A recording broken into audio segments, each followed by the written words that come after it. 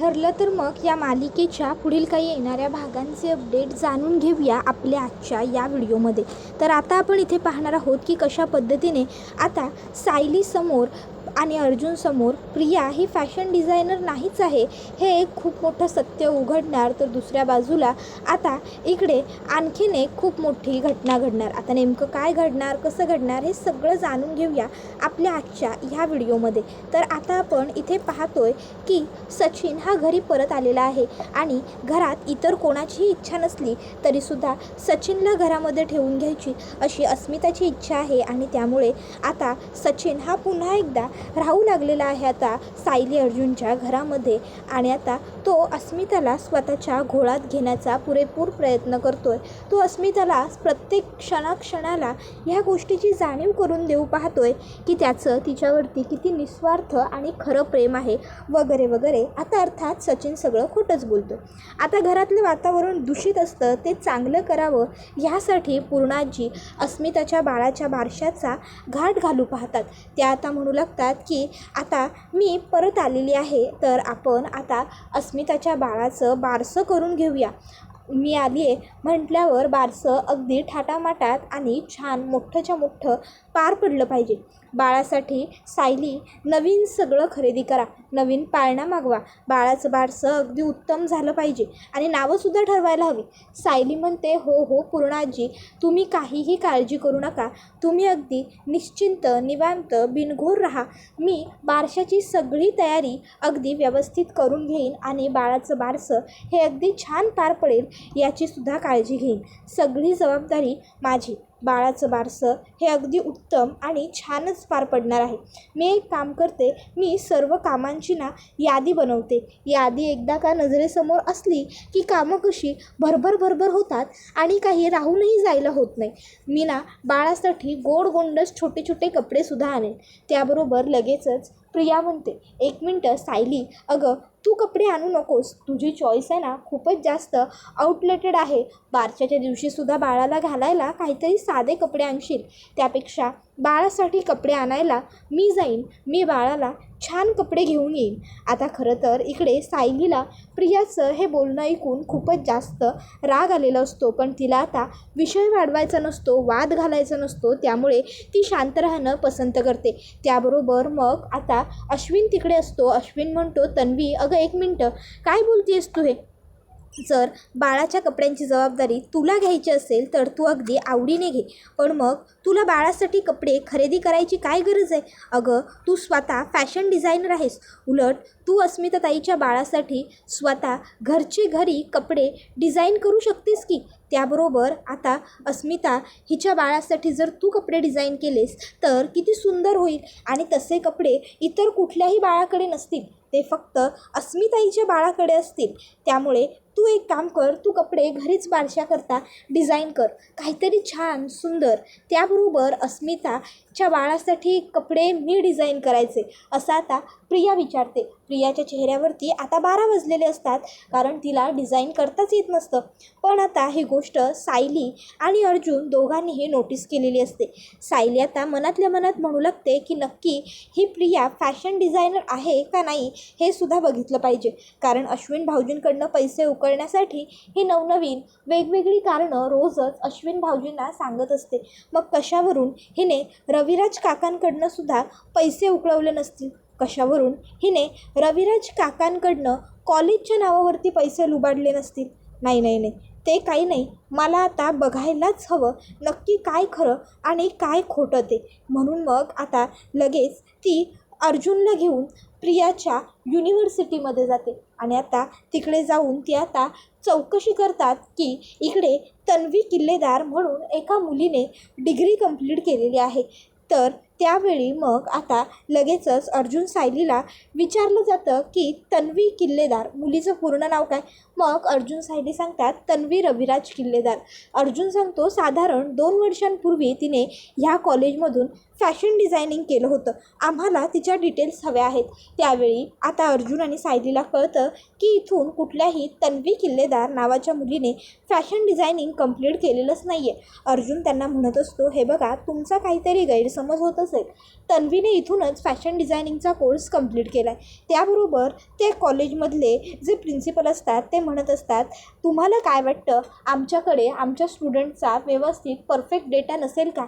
2 वर्षांपूर्वी मी आत्ताच इथे सिस्टमवर चेक केल्याप्रमाणे कोणत्याही तन्वी किल्लेदार नावाच्या मुलीने आमच्याकडून कुठल्याही पद्धतीचा कोर्स पूर्ण केलेला नाही आहे. इवन तिने ॲडमिशनच घेतलेलं नाही आहे. आता हे कळल्यावर सायली अर्जुनला खूप मोठा धक्का बसतो. अर्जुन आता खूप जास्त चिडलेला असतो. पण त्यावेळी सायली त्याला म्हणते, अहो शांत राहा तुम्ही. आता जर आपण घरी जाऊन डायरेक्ट सगळ्यांच्या समोर प्रियाला काही बोललो ना, तर प्रिया खरं कबूल करणार नाहीच आहे. उलट ती आपल्याला खोटं पाडायला कमी करणार नाही. त्यामुळे आपण की नाही तिची गंमत करायची. अर्जुन म्हणतो, तू काय करणार आहे? सायली म्हणते, तुम्ही बघत जा. त्यानंतर मग पूर्णांची सायलीला विचारत असते, सायली बारशाची तयारी कुठवर आली आहे? तर कल्पनासुद्धा म्हणत असते, सायली बारसं अगदी छान थाटामाटात पार पडायला हवं. सुभेदारांच्या घरात आलेलं पहिलं बाळ आहे. सुभेदारांचं आमचं पहिलं नातूंड. त्याबरोबर मग सायली म्हणत असते, आई अहो तुम्ही काही काळजी करू नका. सगळी तयारी अगदी व्यवस्थित होईल. मी सगळ्या गोष्टी अगदी व्यवस्थित आणलेल्या आहेत. फक्त बाळाचे कपडे तेवढे आणलेले नाही आहेत, कारण ते तर प्रिया घरची घरीच डिझाईन करणार आहे ना, म्हणून. प्रिया, हो ना गं. आता प्रिया मनातल्या मनात म्हणत असते, अरे मी काय डोंबल डिझाईन करू? मला डिझाईनमधला डीसुद्धा जमत नाही. मग आता सायली म्हणते, प्रिया अगं मी तुला हाका मारते, लक्ष कुठे आहे तुझं? करणार आहेस ना तू बाळाचे कपडे घरचे घरी डिझाईन?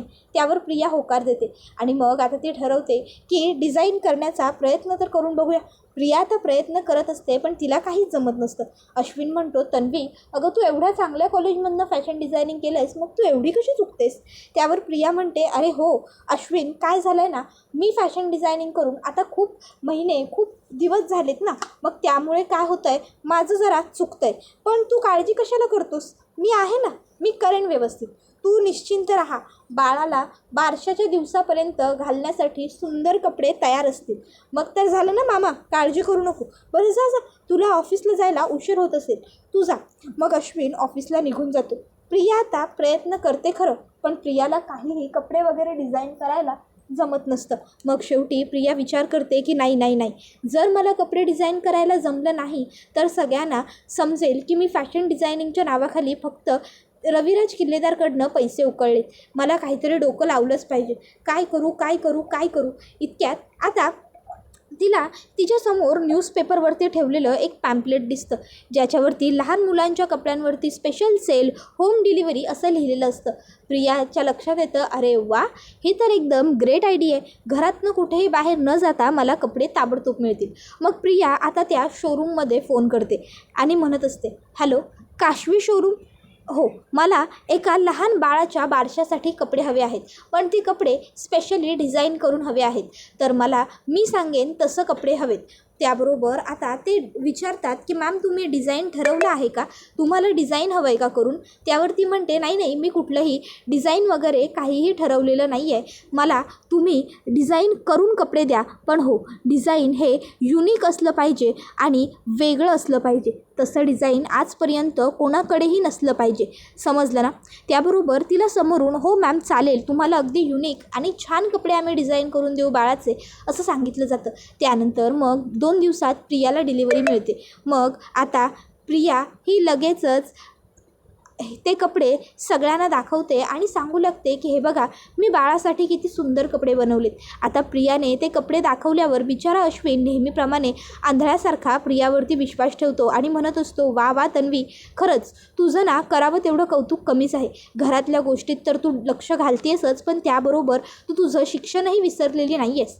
त्याबरोबर आता हे सगळं बघून अर्जुनला मात्र खूपच जास्त राग येत असतो आणि आता अर्जुनमध्ये बोलणार असतो, पण त्यावेळी सायली त्याचा हात धरते आणि त्याला म्हणते, अहो थांबा. आणि मग ती ते कपडे हातात घेते आणि म्हणते, वा प्रिया, खरंच नाही, म्हणजे जेव्हा तू चुकतेस तेव्हा प्रत्येक वेळी मी तुझी चूक ताबडतोब तुझ्या लक्षात आणून देते. पण आज जर तू चांगलं काम केलं आहेस तर मी तुझं कौतुकसुद्धा करायला मागे हटणार नाही. आणि मग सायली आता म्हणू लागते, खरंच तू हे खूपच सुंदर कपडे डिझाईन केलेले आहेस अस्मिताताईंच्या बाळासाठी. अस्मिताताईंना तर खूपच आवडतील आणि बाळालाही. बाय द वे प्रिया, हा कपडा कुठला आहे गं? नाही म्हणजे ह्या कपड्याला काय म्हणतात? मी हा कपडा पहिल्यांदाच बघितला आहे. आता प्रियाला तो सुंदर कपडा नेमका कसला आहे हे माहीतच नसतं. प्रिया म्हणते आपलं हे रेशमचा कपडा आहे. आता सायली म्हणते मखमलचा कपडा आहे हा. त्यावर प्रिया म्हणते तेच गं, रेशम मखमल, माझं नेहमी या 2 कपड्यांमध्ये कन्फ्युजन होतं बघ. त्याबरोबर मग पुढे सायली म्हणते बाय द वे तू माप कसा घेतलास बाळाचा? कारण तू माप घ्यायला तर आलीसच नाही ना. आता प्रियाने तर बारशाला कपडे हवेत असं म्हटल्यावर त्या डिझायनरने एका बारशाला कपडे हवे असलेल्या मुलाच्या मापाचे बरोबर कपडे बनवलेले असतात. मग प्रिया म्हणते अगं लहान बाळाचा माप घ्यायची काय गरज? आणि मी उचलून घेतलं होतं ना बाळाला, त्यामुळे मला त्याचा माप कळला. मग पूर्ण आजी आणि कल्पना म्हणतात अगं पण आपल्या घरात तर मशीनच नाही आहे, तू कपडे शिवलेस कुठे? त्यावर प्रिया म्हणते माझी एक मैत्रीण आहे काशवी नावाची, मी तिच्याकडे जाऊन शिवले कपडे, तुम्ही कोणीही तिला ओळखत नाही ना म्हणून. त्याबरोबर सायली ही म्हणते अगं प्रिया पण तू तर दिवसभर 24 तास घरातच आहेस, तू तर घरातनं बाहेर गेलीच नाहीस. त्याबरोबर लगेचच पूर्णाजी म्हणते सायली का उगाच तू तिच्यावरती शंका घेतेस? अगं संध्याकाळी वगैरे कामं बिमं झाल्यावर आटपल्यावर ती गेली असेल. त्यावर प्रिया म्हणते बघ ना पूर्णाजी, बरोबर ही सायली उगाचच माझ्यावरती शंका घेते. ह्या सायलीला ना मी कुठलंही काम चांगलं केलं किंवा तुम्ही माझं कौतुक केलं की बघवतच नाही. सायली म्हणते बरं सॉरी माझं चुकलं पूर्णाजी, तुम्हाला आवडलं नाही ना? बरं मी काय म्हणते प्रिया, तू एक काम कर ना, तू तुझ्या त्या मैत्रिणीला काय नाव घेतलंस तिचं? काशवीला सुद्धा बोलव की आपल्या घरी बाळाच्या बारशाला. त्यावर प्रिया आता म्हणते नाही काही गरज नाही आहे. सायली म्हणते अगं अशी कशी गरज नाही आहे प्रिया, तू एवढे तिच्याकडनं कपडे शिवून आणलेस म्हटल्यावर तिने विचारलं असेलच की तुला कशासाठी कपडे हवेत म्हणून. मग तू तिला म्हटलं असशील की आमच्या भाच्याचं बारसं आहे म्हणून, आणि आपल्या पहिल्या भाच्याचं बारसं आहे, त्यामध्ये आपण आपल्या माणसांनासुद्धा बोलवायला हवं. उलट अस्मिताताईंना तर आवडेल म्हणून म्हणते तू काशवीला बोला. अगं तिला वाईट वाटेल, नाही तर ती म्हणेल एवढं माझ्या घरी आली, माझ्याकडनं कपडे शिवून घेतले आणि मला साधं आमंत्रणही दिलं नाही, आई काय वाटतं हो तुम्हाला? त्यावर सगळेजण हो बोलव काशवीला बोलव असं म्हणतात. मग मात्र प्रिया आता घाबरते आणि नाही नको असं करू लागते. त्यावेळी सायली म्हणते तू कुठल्याही काशवी नावाच्या मैत्रीकडनं मुळात हे कपडे बनवून आणलेलेच नाही आहेस, त्यामुळे तू त्या मुलीला बोलवूच शकत नाही, कारण ती मुलगी अस्तित्वातच नाही आहे ना. आता मग अश्विन म्हणतो 1 मिनटं काय चाललं आहे तुम्हा लोकांचं? माझ्या बायकोने एवढ्या मनापासून एवढ्या आवडीने अस्मिताताईच्या बाळासाठी कपडे बनवलेत, तिचं कौतुक करायचं सोडून तुम्ही पुन्हा माझ्या बायकोला फैलावरती कुठं घेताय? तुम्हाला माझ्या बायकोने कितीही चांगलं काम केलं तरी बघवतच नाही का? त्यावर मग आता प्रिया ही लगेचच म्हणू लागते बघ अश्विन, अरे यांना ना माझ्या चांगुलपणाची किंमतच नाही आहे. त्यावेळी मग सायली अश्विनला सांगते की भाऊजी आम्ही हिच्या कॉलेजमध्ये गेलो होतो, ही खोटं बोलली आपल्याबरोबर, हिने कुठल्याही फॅशन डिझायनिंगच्या त्या कॉलेजमधनं फॅशन डिझायनिंग केलेलं नाही आहे, आणि तुम्हाला माझं खोटं वाटत असेल तर तुम्ही तुमच्या भावाला विचारा. मग अश्विन अर्जुनला विचारतो आणि अर्जुनही अश्विनला आता हेच उत्तर देतो आणि अश्विनचे डोळे उघडतात की प्रिया त्याच्याबरोबर खोटं बोललेली आहे हे त्याला कळालेलं असतं. तर दुसऱ्या बाजूला आता इकडे साक्षीला सतत सचिनची आठवण येत असते, तिला राहून सतत सचिनबरोबर बोलण्याची इच्छा होत असते. त्यामुळे ती असा विचार करते काय करू का सचिनला कॉल?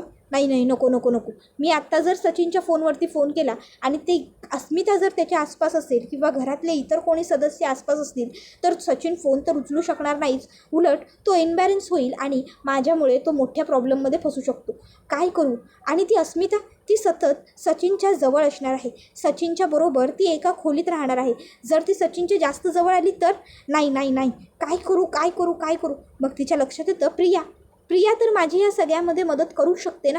मी एक काम करते, मी प्रियाला कॉल करते आणि प्रियाला सांगते माझं आणि सचिनचं बोलणंही घडवून देत जा आणि सचिनवर लक्षही ठेवत जा. मग आता साक्षी प्रियाला कॉल करते आणि आता ती प्रियाला म्हणत असते प्रिया माझं तुझ्याकडे एक खूप महत्त्वाचं काम आहे, जर माझं काम तू केलंस तर तू मागशील ते मी तुला देईन. प्रिया म्हणते काय? त्यावर साक्षी सांगते हो, मागशील तितकी रक्कम मी तुला देत जाईन. त्यावर मग प्रिया म्हणते ठीक आहे, केलं मी तुझं काम. त्यावर मग लगेचच आता साक्षी म्हणते एक मिनटं आधी एकदा ऐकून तरी घे माझं काम काय.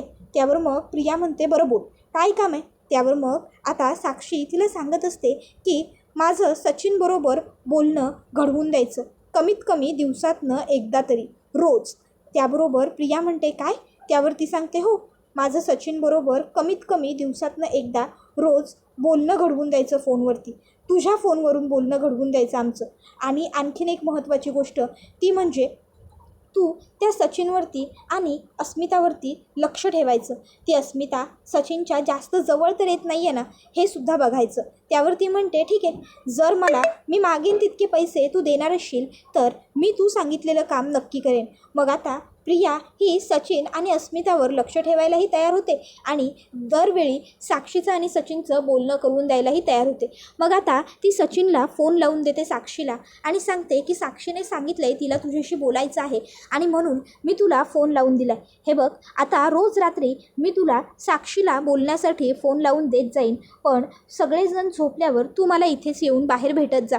सचिन या गोष्टीवरती आता तयार होतो. मग आता प्रिया ही सचिनला मोबाईल देते आणि म्हणत असते तू एक काम कर, तू इथे साक्षीबरोबर बोल आणि तुझं बोलणं पूर्ण झालं की इथेच टेबलावरती फोन ठेव आणि निघून जा. माझं लक्ष आहे पण मी इथे थांबत नाही. जर कोणी मला इथे तुझ्याबरोबर बघितलं तर कोणाला तरी कसली तरी शंका येईल. त्याबरोबर मग सचिन म्हणतो ठीक आहे, जसं तुला वाटतं योग्य तसं. मग आता प्रिया ही तिकडनं स्वतःच्या बेडरूममध्ये निघून जाते, जेणेकरून जरी कोणी बघितलं तरी ती या सर्व्यामध्ये अडकू नये म्हणून. आता सायलीला तहान लागते रात्रीची. सायली आता उठते पण खोलीमध्ये पाणी नसतं. सायली आता पाणी घेण्यासाठी खाली येते. त्यावेळी हॉलमध्ये बोलत असलेला सचिन सायलीला दिसतो. सायली अलगद दबक्या पावलांनी येते आणि स्टडीमध्ये उभी राहते आणि आता ती सचिनचं सगळं बोलणं ऐकत असते. सचिन म्हणत असतो स्वीटहार्ट, मी तुझ्याशिवाय कसा जगतोय ते मला माहिती आहे. साक्षी, मी तुला खूप मिस करतोय गं. आता हे सगळं बोलणं ऐकून सायलीला खूप मोठा धक्काच बसतो. सायली विचार करते याचा अर्थ सचिन भाऊजी अजूनही अस्मिताताईंना आणि आम्हाला सगळ्यांनाच फसवत आहेत. सचिन भाऊजींना हे सगळं करताना लाज कशी वाटत नाही? निर्लज्जपणाचा कळस आहेत सचिन भाऊजी म्हणजे. आता सायली शांत उभी असते, ती ऐकत असते. तर पुढे आता साक्षीही म्हणत असते सचिन, तुझ्याशिवाय मी सुद्धा कशी जगते हे फक्त मला माहिती आहे. तुझ्याशिवाय एक एक दिवस मला खूप अवघड होतोय रे.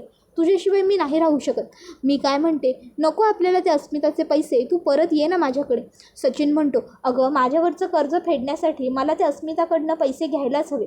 माझं तुझ्यावर प्रेम आहे, त्यामुळे मला तुला लुबाडायचं नाही आहे. मला त्या अस्मिताचेच पैसे लुटायचे आणि तसंही तिच्याकडे खूप पैसा आहे. एक भाऊ वकील आहे, एक भाऊ डॉक्टर आहे, बाप एवढा मोठा बिझनेसमन आहे म्हटल्यावर तिच्याकडे काही पैशांची कमी नाही आहे आणि तिचं माझ्यावरचं आंधळं प्रेम तिला मला पैसे द्यायला भाग पडतं. आता हे सगळं सायली ऐकते आणि सायलीला खूप मोठा धक्का बसतो आणि ती म्हणत असते सचिन भाऊजी, तुम्ही खूप मोठी चूक करताय माझ्या अस्मिताताईंना फसवून, पण आता मी तुम्हाला अस्मिताताईंना नाही फसवू देणार. काय करू? यांच्याशी बोलू का? नाही, नको. एवढ्याच यांच्याशी काहीही बोलायला नको. यांच्याशी बोलायला गेले ना तर बाळाच्या बारशा आधीच हे तडकाफडकी काहीतरी निर्णय घेतील. आधी बाळाचं बारसं व्यवस्थित पार पडू देत, त्यानंतर मग काय करायचं ते बघते. असा सायली विचार करून सध्यापुरतं गप्पच राहते. त्यानंतर हा व्हिडिओ इथेच संपतो. व्हिडिओ आवडला असेल तर व्हिडिओला लाईक करा. चॅनलवर नवीन असाल तर चॅनलला सबस्क्राईब करा आणि बेल आयकॉन आठवणीने प्रेस करा, जेणेकरून तुम्हाला पुढच्या प्रत्येक व्हिडिओचं नोटिफिकेशन मिळत जाईल आणि सर्व व्हिडिओंचा आनंद हा अगदी उत्तम पद्धतीने घेता येईल. चला तर मग प्रेक्षकांनो, आजच्या पुरतं इथेच थांबूया. पुढचा व्हिडिओ येईपर्यंत या व्हिडिओचा छान पद्धतीने आनंद घेत राहा. टाटा, बाय बाय, धन्यवाद.